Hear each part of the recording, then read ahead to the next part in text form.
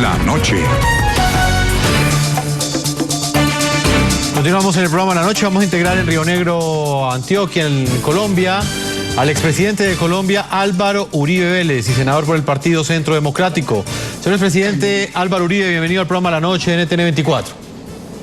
Jefferson, a usted muchas gracias, a sus compañeros de La Noche y a todos los televidentes. Señor presidente, vamos a ir analizando con usted punto por punto lo que representa este acuerdo sobre dejación de las armas y cese al fuego bilateral y definitivo. Un acuerdo que ha sido presentado con bombos y platillos a nivel internacional, pero de que persisten algunas dudas, muchas de ellas encarnadas en su partido político, que ustedes han hecho o han dejado de manifiesto en las últimas horas. Expresidente, ¿usted cree que este acuerdo garantiza el silencio de los fusiles ya en Colombia o sencillamente se está anticipando una celebración antes de tiempo? Un acuerdo con impunidad total genera mal ejemplo. Prueba de ello es que en los últimos 4 años, hablando de esta impunidad total, Jefferson, veo que se ha caído la señal. Sí, señor presidente, lo estamos escuchando. Mientras retomamos la señal, puede seguir hablando, lo estamos escuchando perfectamente. Bueno, entonces, yo lo escucho perfectamente, presidente. Se ha venido hablando de impunidad total en los últimos 4 años. ¿Y eso qué ha producido? Eso ha producido en Colombia que los grupos criminales crezcan, que crezca el narcotráfico, que crezca.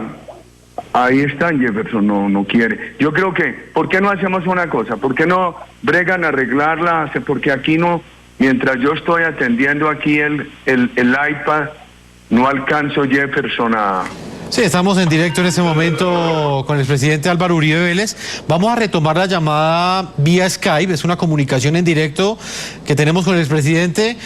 Mientras retomamos esta comunicación, yo quiero que ustedes vean este informe que hemos preparado a propósito del anuncio oficial de las zonas en las que las FARC se concentrarán. Esta noticia tomó a varios gobernadores y a varios alcaldes del país por sorpresa. Algunos recibieron con optimismo que en sus jurisdicciones, es decir, en sus territorios, puedan ser albergados miembros de estas guerrillas, mientras que otros cuestionaron que el gobierno no les haya preguntado antes de designar dichas zonas donde las FARC llevarán a cabo el proceso de dejación de armas. Vean ustedes este informe en el que planteamos esa discusión que hay hoy, esa polémica que hay hoy entre diferentes gobernantes. Según el acuerdo firmado en La Habana referente al fin del conflicto, las 23 zonas veredales transitorias funcionarían así. Deben tener una extensión razonable y sus límites están establecidos por los que tiene la vereda en donde están ubicadas. Deben estar cerca a carreteras o ríos para su fácil acceso. Estas zonas son territoriales, temporales y transitorias. Dentro de las zonas estarían los miembros de las FARC en el proceso de capacitación para su reincorporación a la vida civil, así como para el proceso de dejación de armas.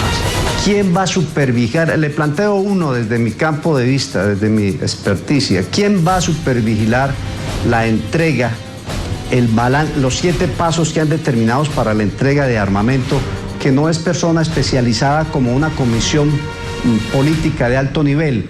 El comunicado conjunto estipula que durante el tiempo de concentración, las FARC podrán designar a un grupo de 60 de sus integrantes para que puedan movilizarse a nivel nacional para cumplir tareas relacionadas con el acuerdo de paz.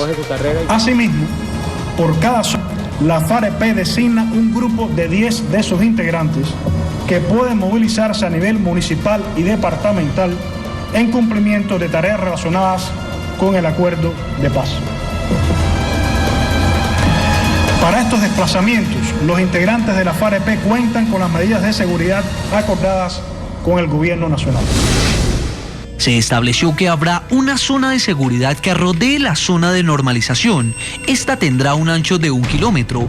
También que alrededor de cada zona no podrá haber unidades de la fuerza pública, tampoco efectivos de las FARC. Solo pueden estar los equipos de monitoreo, la comisión verificadora y la policía, cuando las circunstancias lo requieran. La población civil debe estar desarmada y no puede ingresar en ningún caso a los campamentos ni permanecer en la zona de seguridad. En estas zonas tampoco se podrá hacer proselitismo político. No habrá zonas veredales ni campamentos en los departamentos de Cundinamarca, Valle y Santander, mientras que el departamento del Meta será en el que más zonas habrá, en total 4 veredales y 2 campamentos, un hecho que la gobernadora recibió con beneplácito. Este es el aporte que le hace el departamento del Meta a la paz de Colombia y es la gran oportunidad que tiene nuestro departamento para consolidar un desarrollo económico y social. Sin embargo, otros gobernadores, como el del departamento del Tolima, expresó su rechazo a esta designación de zonas de normalización.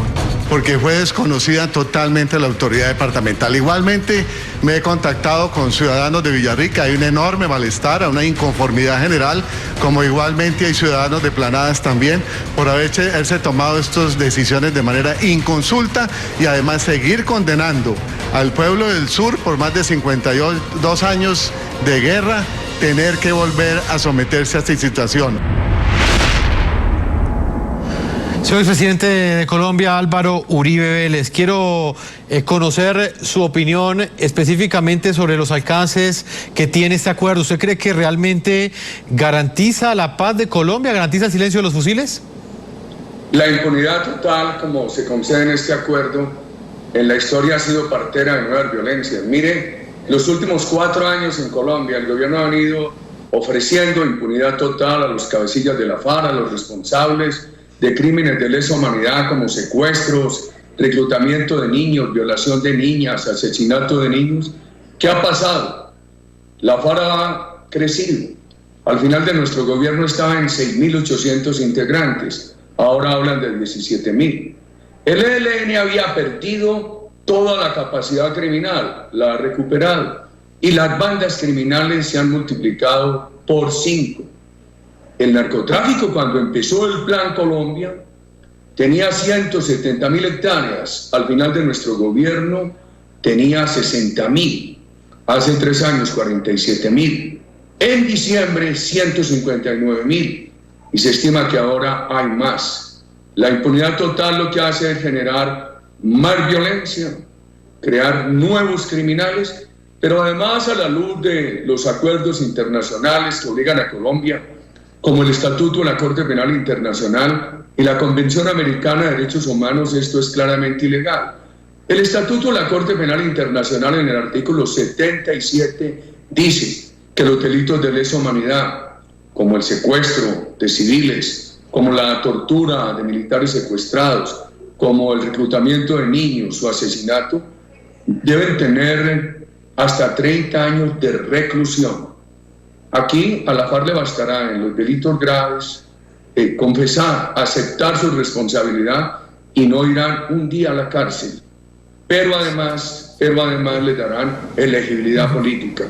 Señor presidente, pero ¿usted no cree que de alguna manera cambia en algo la realidad del país el hecho de que luego de 50 años por fin las FARC hayan renunciado a la violencia, hayan renunciado como aparentemente se comprometieron el día de ayer a asesinar, a matar, a continuar secuestrando, a ese silencio de los fusiles del que ellos hablan? Hace un año, por los días del 20 de julio, declararon una tregua unilateral. La han violado en múltiples ocasiones y han seguido incrementando el narcotráfico, la extorsión, el control territorial. Y en muchas partes del país se tiene el informe de que personas de la FARC están delinquiendo con el uniforme del ELN, están delinquiendo con la Arpacrim. Hay un problema enorme en las ciudades derivado de esta impunidad, que es el problema de la inseguridad urbana y el microtráfico. O sea que nosotros tenemos todas estas preocupaciones. Hoy hemos estado analizando lo que se dijo ayer y lo que no se dijo. Por ejemplo, en las armas, en el cese bilateral, en las zonas, etcétera. Señor presidente, hay otro punto que ya se dio a conocer el día de hoy y del cual pues no conozco su posición y tiene que ver con la ubicación de esas 23 zonas veredales. Tal y como las ubicó el gobierno, ¿a usted qué opinión le merece esa problemática que ha generado, inclusive esa controversia que ha generado entre algunos gobernadores? Unos de alguna manera recibieron con beneplácito la noticia de que en sus regiones habrán campamentos, habrán zonas veredales de las FARC, pero otros están completamente en desacuerdo. Yo tengo que recordarle al país que cuando empezó este proceso, una de nuestras críticas fue iniciar el diálogo sin exigirle a la FARC el cese de actividades criminales y la concentración. Ahora se habla de una concentración tardía. Nosotros que propusimos la concentración no nos podemos oponer a que se concentre.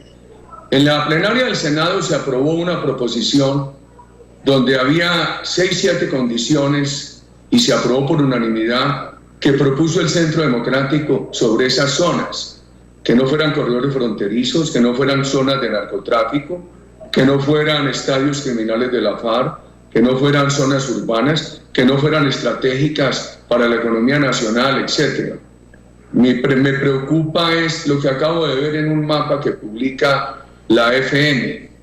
Y entonces puse un Twitter donde digo, si de acuerdo con este mapa la FARC tiene tomado el país, y creo que hay que consultar con las autoridades locales. Cuando yo escucho al gobernador del Tolima su muy justificada preocupación por planadas, cuando escucho a los ciudadanos que me dicen, bueno, pero si Tuango está en el Nudo de Paramillo, donde la FARC tiene hoy un control total con narcotráfico, en la otra parte, en la otra vertiente del Nudo de Paramillo está en construcción la hidroeléctrica de Ituango. Ayer me decía un ingeniero que no ha podido avanzar por extorsiones de la FARC en los últimos 2 años, hoy manejadas también a través de políticos. Entonces uno se pregunta, ¿y allí va a ser esa zona? Yo creo que el gobierno va a tener que revisar cuidadosamente el tema y escuchar a las autoridades locales. ¿Por qué hay que escuchar a las comunidades y a las autoridades locales para darle permiso a una mina, para darle permiso a una carretera, a una represa? ¿Y por qué no para ubicar un grupo terrorista, así la ubicación allí sea temporal? Señor expresidente, hay otro punto y es el que tiene que ver con ese eventual plebiscito que en caso de ser declarado exequible por parte de la Corte Constitucional, muy seguramente será el mecanismo a través del cual los colombianos dirán si refrendan o no lo acordado en La Habana. Vamos por partes, le hago una primera pregunta, expresidente Uribe. ¿Usted cree que afectará o no en algo la realización de ese plebiscito el hecho de que las FARC estén concentradas en esas zonas y que aún no hayan entregado las armas, como muy posiblemente va a suceder? Hoy en un foro al que yo asistía en Ibagué se anotaba esa preocupación, pero hagamos un poco de historia. Cuando el presidente ofreció la refrendación, habló de un referéndum que necesitaba el 25% de umbral. Esto es, los colombianos habilitados para votar tendrían que votar en un 25% mínimo. Además, el presidente introdujo una ley que nosotros llamamos leyes que le hacen trampa a la democracia, porque el referendo no podía coincidir con otra elección.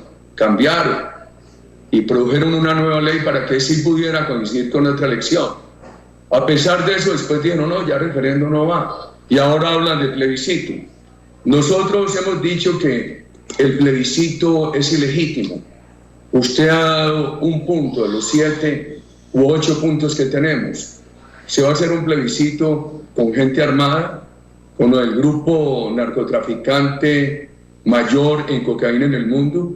Y le voy a dar otras razones para lo que nosotros hemos llamado la paz herida en relación con el plebiscito.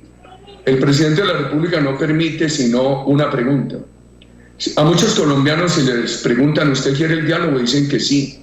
Pero si les preguntan, ¿usted acepta que los cabecillas de la FARC responsables de narcotráfico no los extraditen, no vayan a la cárcel en Colombia, los puedan elegir? Muchos colombianos van a decir que no. Y el plebiscito no trae sino una pregunta. Ahí tiene usted un factor de ilegitimidad. 1 segundo. El presidente de la República amenaza, dice, si no aprueban el plebiscito por abstención o por el voto negativo es porque quieren la guerra. Y entonces vendrá más terrorismo urbano y habrá más impuestos. ¿Qué hace la presidenta de la República? Que no. Si el país negara el plebiscito, yo creo que sería afortunado para Colombia, porque no sería la indicación de que se quiere la guerra, sería la indicación de que se quiere la paz, pero no la entrega del país a la FARC. y habría entonces que reorientar las conversaciones. Otra ilegitimidad del plebiscito. Sí, lo que pasa es que los factores de ilegitimidad del plebiscito son bastantes. Por ejemplo, no se necesitará ya que voten 14 millones de colombianos aproximadamente, de acuerdo con la ley que estaba vigente.